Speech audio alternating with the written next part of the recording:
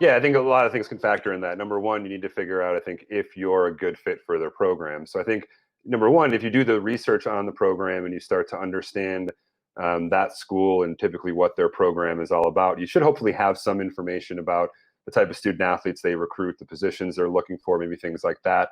But I think it's important to know where's that school at with your recruiting class, right?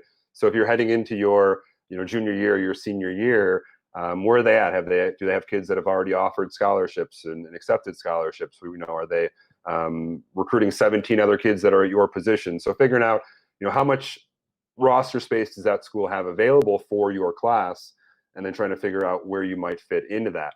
Asking how are you evaluating kids? Is there camps that you guys are having? A lot of schools aren't doing that this summer and likely won't be doing that this summer. So whether it's video or whatever the case is, trying to figure out how can I get my information to you and what are you looking for out of a student athlete.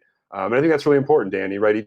Each coach, each program's looking for something a little bit different. So one school might love you as a shortstop, the other school might not have any interest in you as a shortstop. So it can vary by program what that coach is looking for, kind of the DNA of that program, and what kind of student athlete they're looking to recruit. Yeah, definitely. And of course, I was a college swim coach for a long time. That was very times based. So a lot of what I was presenting to a student athlete is, it was basically very centered around scoring at our conference championship meet. That was a big deal. Of course, coaches are always looking to recruit that next NCAA championship qualifier. But realistically, up front, it's about, hey, can you score points for us at conference? Here's a table of what's scored at our conference meet last year. So they're going to be looking for that.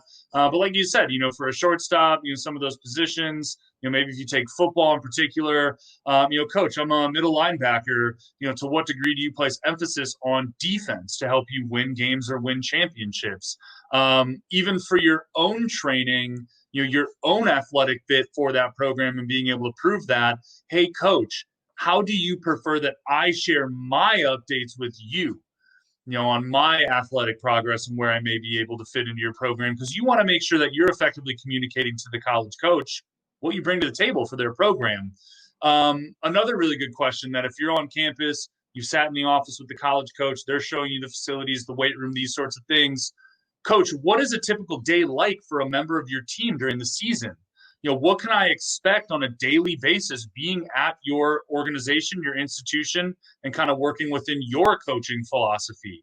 Coach, what are the top 3 things a high school athlete might experience when coming to your program? What would your current players say about you in 3 words? So you start to get a good sense for athletically where you're going to fit into that, if that's a good fit for you, but also if you're going to be of value to that coach. So, I think that's important, to have that experience and understand what you're walking into at any given institution. And the answer is going to be different.